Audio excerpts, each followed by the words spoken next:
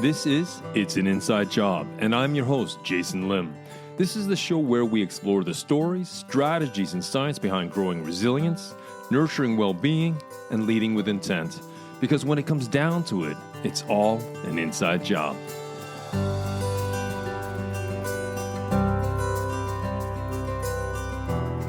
Well, today we are going to talk about resilient debt, and that's when we borrow against our own well-being.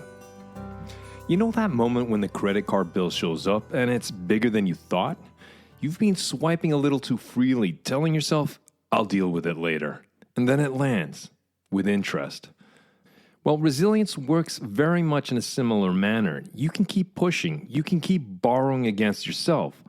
But eventually, the body, the mind, or your relationships, they will send you an invoice. And unlike a bank, you can't negotiate with your nervous system. So let me ask you right at the start, are you living in resilience credit right now? So what is resilience debt? Well, most people think resilience means toughness. It's about powering through a situation, powering through a difficult moment. But it's more useful to think of it as a balance sheet. Credits are the things that restore you, such as sleep, exercise, downtime, connection, hobbies. Debits, well, they're the stressors, they're the deadlines, they're the conflict, they are the long, tedious hours. Now, the real trouble comes when you're not just withdrawing, we're borrowing, running on credit per se, telling ourselves, you know what, I'll recover at the weekend. I'll rest after this project. But recovery never comes. And the interest, well, it just keeps stacking. Well, as you might imagine, science has a word for this. It's called allostatic load.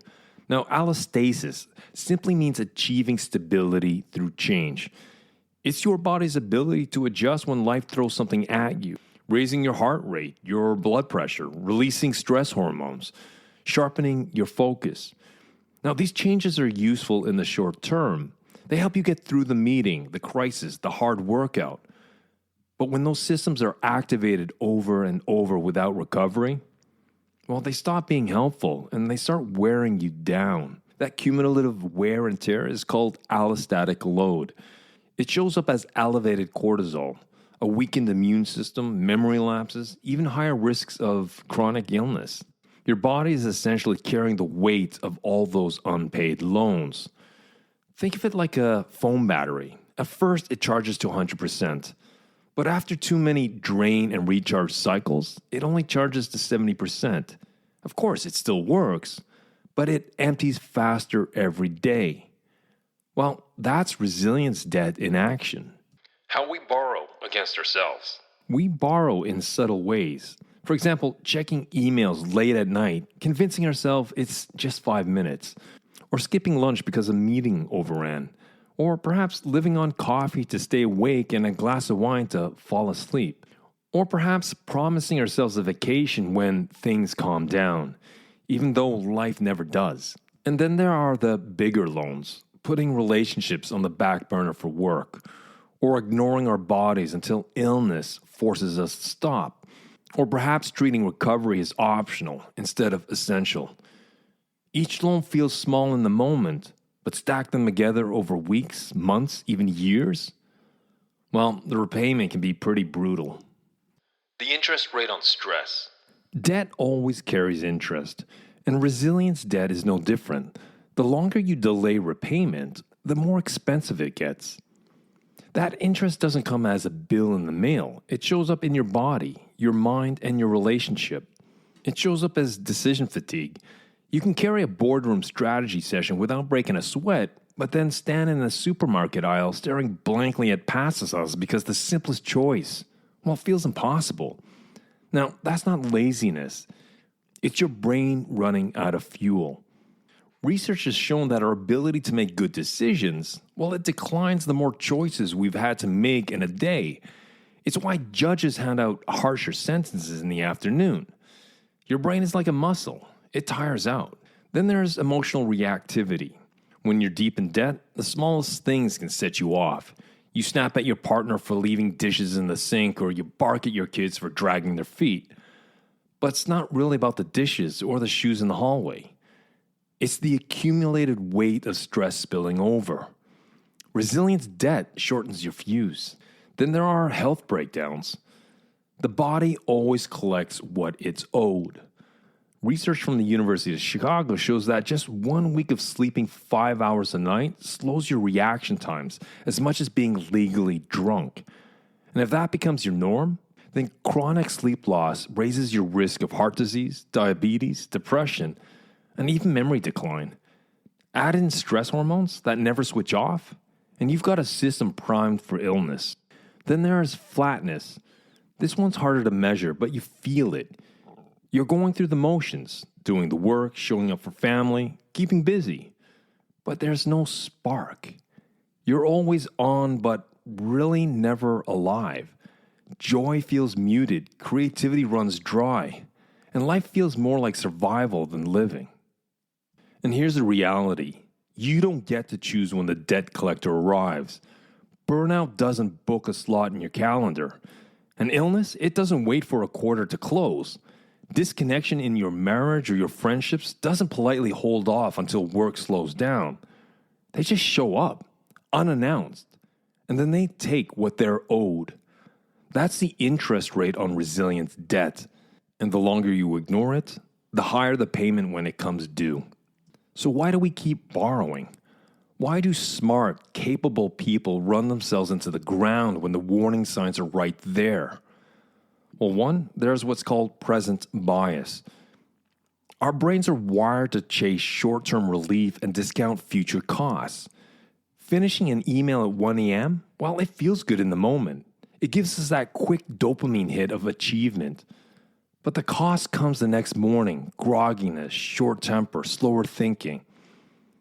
We fall for the illusion of now being more important than later.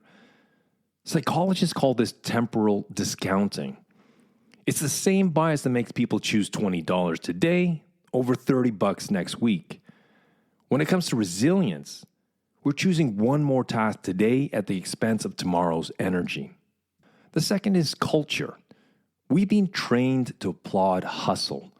A colleague who brags about being up at 5 a.m. firing off emails is often praised as committed, when really, they're just running on fumes. We're cultures that idolize constant availability, reward overdrawn accounts. In some industries, exhaustion has even become a status symbol, as if the number of hours you burn is proof of your value, of your dedication. It's like clapping for someone who's maxed out all their credit cards. It looks impressive until the bill arrives. Then third, there's this illusion of invincibility. At first, the loans don't hurt. You skip one workout, one meal, one night of sleep, and you still function. So you think, you know what, I'm fine. I can handle this. Well, that false confidence, it builds until one day your body or your mind simply says, you know what, enough. And then bang, that's the crash. The debt collector doesn't knock gently. It kicks down the door. So how can we try to counter this? Well, it's about building buffers instead of borrowing. So the goal isn't to never borrow. Life does throw curveballs. It could be a sick child, an urgent deadline, an unexpected loss, something that just pops up unexpectedly. And this means that sometimes you're going to have to dip into your reserves. The key is to build buffers so you're not always one stress away from collapse. And so what I'd like to do is share 4 buffers that I have found that make a big difference for myself and for my clients. The first is what we can call a recovery budget. I want you to think of recovery the way you think of rent or groceries. Not optional, not negotiable. Sleep, nutrition, movement, and connection aren't nice to haves. They're non-negotiable deposits that protect your balance. Elite athletes know this. Recovery days are built into training programs. Their performance doesn't come from grinding harder. It comes from respecting the cycles of effort and rest. Leaders, professionals, and parents, well, we all need the same principle. Without a recovery budget, every withdrawal digs deeper. Then there's 2, what I call micro-recovery habits. Now, we often think of recovery has to be big, a vacation, a spa weekend, an entire lifestyle overhaul. But real resistance comes from tiny daily deposits.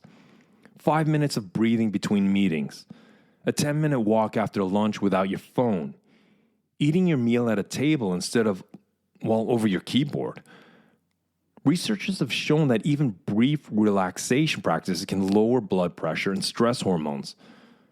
Micro habits don't feel like much, but over time, they're compound interest. A third way of building buffers is through energy tracking. Think of yourself as a human battery. Now, some activities charge you up while others drain you, but most people never actually stop to notice. What I'm suggesting is start tracking. Maybe certain meetings leave you buzzing with ideas, while others leave you flat. Maybe one friend consistently energizes you, while another one leaves you tense or drained. Now, these patterns become your personal ledger. Once you see them, you can make better choices about where you want to spend your time and where you need to recover. Now, a fourth way of building buffers is boundaries as investments. So every unnecessary yes you say to, it's a loan. Every thoughtful no you say, that's a deposit. Now, boundaries feel uncomfortable in the moment because we're worried about disappointing people. But in reality, they're acts of preservation. Study after study shows that people who set work-life boundaries, they are far less likely to burn out. Boundaries aren't selfish. They're a type of insurance. They're what allows you to say a deeper, truer yes to things that matter to you the most. Resilience as a renewable resource. Now, again, many people may see resilience as pushing through, toughing it out. But I want to introduce a reframe. I'd like you to think about resilience as renewal. Debt thinking says, I'll recover later. Renewable thinking says, you know what? I'll build in small credits every day. So think of resilience less like a savings account that eventually empties, but more like solar power. With solar, you regenerate energy daily, but only if you maintain the panels. When you ignore them, the system degrades. When you care for them, then energy flows. Now that's resilience, not toughness, not endless willpower, but a renewable system you maintain through your habits, through the boundaries you set, or through the time you invest in recovery. Now, what I like to do, on especially these solo episodes, I like to give you a little homework to take the theoretical and make it practical and implementable for yourself. So here's a simple thing you can try today. I want you to take a piece of paper, and then on that piece of paper, draw a line down the center. On one side, write credits, and on the other side, write debits. And then I want you to jot down what restores you and what drains you. Then ask yourself, where am I borrowing? Where am I expecting future me to cover today's choices? Then what I would like you to do is to commit to one deposit this week, just one. Maybe it's 30 minutes more sleep. Maybe it's a walk after dinner. Maybe it's saying no to a meeting you don't need to be in. Years ago, I used to say yes to everything, especially when I first started out on my own entrepreneurial journey, per se. I wanted more clients. I wanted more workshops. I wanted to work more late nights. And I told myself, you know what? I'll recover later. Then it hit me. I got sick, and I stayed sick for a bit. I remember lying in bed thinking, you know what? I've been spending resilience like it was free. That was my debt collector. Since then, I've been much more deliberate about deposits. Now, maybe that comes with age and experience. But anyways, I made the change, and it did change everything. I still work hard, of course, and I still stretch myself, but now I have buffers, and I'm conscious to maintain those buffers. And that's the difference between breaking down and bouncing back.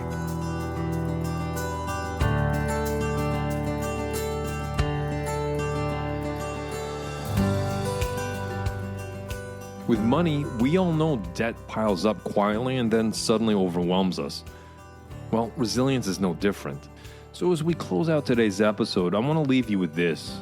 What's one deposit you can make today? Not tomorrow, not next week, but today. Maybe right after you've finished listening to this episode. Because the earlier you notice, the easier it is to pay back. And when your balance is strong, well, resilience isn't just about surviving. It's about having the reserves to live with more clarity, with more presence, and with more joy. Well, thanks for spending some time with me today and allowing me to be part of your week. If you think this episode could be of benefit to someone, please share it with them. And remember, life is about leading from the inside out. And I'll see you next time on It's an Inside Job.